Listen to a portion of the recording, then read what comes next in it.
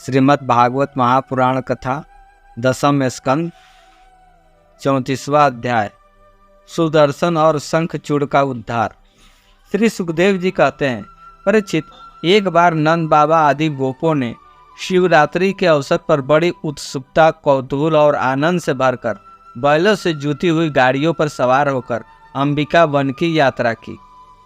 राजन, वहाँ उन लोगों ने सरस्वती नदी में स्नान किया और सर्वंत अंतर्यामी पशुपति भगवान श्री शंकर जी का तथा भगवती अंबिका जी का बड़ी भक्ति से अनेक प्रकार की सामग्रियों से के द्वारा पूजन किया।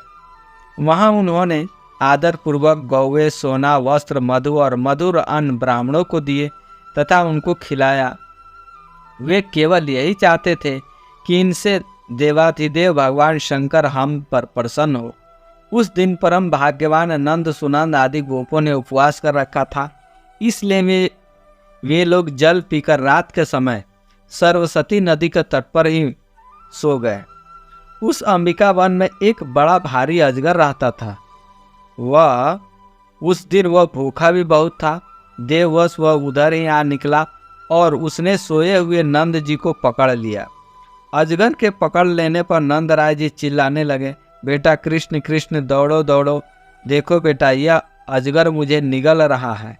मैं तुम्हारी शरण में हूँ, जल्दी मुझे इस संकट से बचाओ। नंद बाबा का चिल्लाना सुनकर सब के सब गोप एकाएक उठ खड़े हुए और उन्होंने अजगर के मुंह में देखकर नंद बाबा को घबरा गए। अब वे अधजली लकड़ियों से उस अजगर को मारने लगे, किंतु लुकाठियों से मारे जाने और जलाने पर भी अजगर ने नंद बाबा को नहीं। इतने में भक्त वसल भगवान श्री कृष्ण ने वहां पहुंचकर अपने चरणों से उस अजगर को छू दिया। भगवान के श्री चरणों का स्पर्श होते ही अजगर के सारे अशुभ भस्म हो गए और वह उसी क्षण अजगर का शरीर छोड़कर विद्याधर सर्वांग सुंदर रूपवान बन गया। उस पुरुष के शरीर से दिव्य ज्योति निकल रही थी। वह सोने के हार पहने हुए था। जब वह प्रणाम करने के बाद हाथ जोड़कर भगवान के सामने खड़ा हो गया, तब उन्होंने उससे पूछा, तुम कौन हो? तुम्हारे अंग अंग से सुंदरता फूट पड़ती है। तुम देखने में बड़े अद्भुत जान पड़ते हो। तुम्हें यह अत्यंत निंदनीय अजगर योनि क्यों प्राप्त हुई थी? अवश्य ही तुम्हें विवश होकर इसमें आना पड़ा होगा। अजगर के शरीर से निकला हुआ पुरुष बोला, भगवान, मैं पहले एक विद्याधर था। मेरा नाम था सुदर्शन। मेरे पास सौंदर्य तो था ही, लक्ष्मी भी बहुत थी। इसमें मैं विमान पर चढ़कर यहाँ से वहाँ घूमता रहता था। एक दिन मैंने अंगिरा गोत्र के कुरूप ऋषियों को देखकर, अंगिरा ऋषि को देखकर अपने सौंदर्य के घमंड में मैंने उनकी हंसी उड़ाई। मेरे इस अपराध से कुपित होकर उन लोगों ने मुझे अजगर योनि में जाने के शाप दे दिया। यह मेरे पापों का ही फल था। उन कृपालु ऋषियों ने अनुग्रह के लिए मुझे शाप दिया था, क्योंकि यह उसी का प्रभाव है कि आज मैं चराचर गुरु स्वयं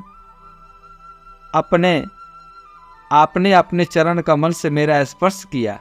इससे मेरे सारे अशुभ नष्ट हो गए। समस्त पापों का नाश करने वाले प्रभु, जो लोग जन्म मृत्यु रूप संसार से भयभीत होकर आपके चरणों की शरण ग्रहण करते हैं, उन्हें आप समस्त भयों से मुक्त कर देते हैं।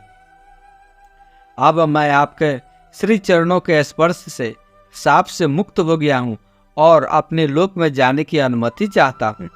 भक्त वत्सल महायोगेश्वर पुरुषोत्तम, मैं आपकी शरण में हूँ। इंद्रियादि समस्त लोकेश्वरों के परमेश्वर स्वयं प्रकाश परमात्मन, मुझे आज्ञा दीजिए। अपने स्वरूप में नित्य निरंतर एक रस रहने वाले अच्युत, आपके दर्शन मात्र से मैं ब्राह्मणों के शाप से मुक्त हो गया।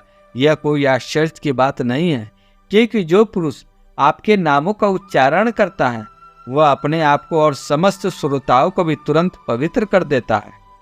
फिर मुझे तो आपने स्वयं ही अपने चरण कमलों से स्पर्श किया है, तब भला मेरी मुक्ति में क्या संदेह हो सकता है?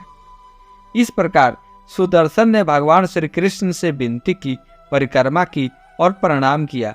फिर उनसे आज्ञा लेकर वह अपने लोक को चला गया और नंद बाबा इस भारी संकट से छूट गए।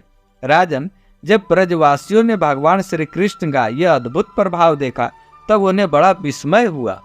उन लोगों ने उस क्षेत्र में जो नियम ले रखे थे उसको पूर्ण करके वे बड़े आदर और प्रेम से श्री कृष्ण की उस लीला का गान करते हुए ब्रज में लौट आए।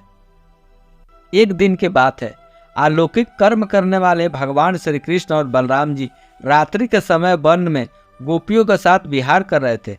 भगवान श्री कृष्ण निर्मल पीताम्बर और बलराम जी नीलांबर धारण किए हुए थे। दोनों के गले में फूलों के सुंदर सुंदर हार लटक रहे थे तथा शरीर में अंगराग सुगंधित चंदन लगा हुआ था और सुंदर सुंदर आभूषण पहने हुए थे। गोपियां बड़े प्रेम और आनंद से ललित स्वर में उन्हीं के गुणों का गान कर रही थी। अभी अभी सायंकाल हुआ था, आकाश में तारे उग आए थे और चांदनी छिटक रही थी। बेला के सुंदर गंध से मतवाले होकर भंवरे इधर उधर गुनगुना रहे थे तथा जलाशय में खिली हुई कुमुदनी की सुगंध लेकर वायु मंद मंद चल रही थी। उस समय उनका सम्मान करते हुए भगवान श्री कृष्ण और बलराम जी ने एक ही साथ मिलकर राग आलापा। उनका राग आरोह अवरोह स्वरों के उतार चढ़ाव से बहुत ही सुंदर लग रहा था। वह जगत के समस्त प्राणियों को मन और कानों को आनंद से भर देने वाला था। उनका वह गान सुनकर गोपियां मोहित हो गई। परीक्षित, उन्हें अपने शरीर की भी शुद्धि नहीं रही। वे उस पर से खिसकते हुए वस्त्रों और चोटियों को बिखरते हुए पुष्पों को संभाल सके। जिस समय बलराम और श्याम दोनों भाई इस प्रकार स्वच्छंद विहार कर रहे थे और उन्मत्त के भांति गा रहे थे, उसी समय वहाँ शंखचूड़ नामक एक यक्ष आया। वह कुबेर का अनुचर था। परीक्षित, दोनों भाइयों को देखते देखते वह उन गोपियों को लेकर बेखटक उत्तर की ओर भाग चला, जिनके एकमात्र स्वामी भगवान श्री कृष्ण ही हैं। वे गोपियां उस समय रो रो कर चिल्लाने लगी। दोनों भाइयों ने देखा कि जैसे कोई डाकू गौवों को लूट ले जाए, वैसे ही यक्ष हमारी गोपियों को लिए जा रहा है। वे हा कृष्ण हा राम पुकार कर रो पीट रही है। उसी समय दोनों भाई उनकी ओर दौड़ पड़े। डरो मत डरो वृक्ष लेकर बड़े बेग से क्षण भर में ही उस नीच यक्ष के पास आ पहुंचे।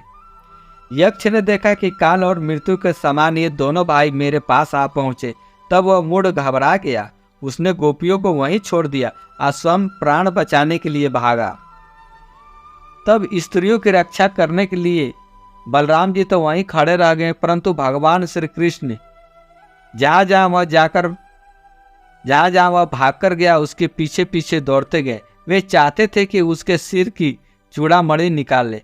कुछ दूर जाने पर भगवान ने उसे पकड़ लिया और उस दुष्ट के सिर पर कसकर एक घूसा जमाया और चूड़ामणि के साथ उसका सिर भी धड़ से अलग कर दिया।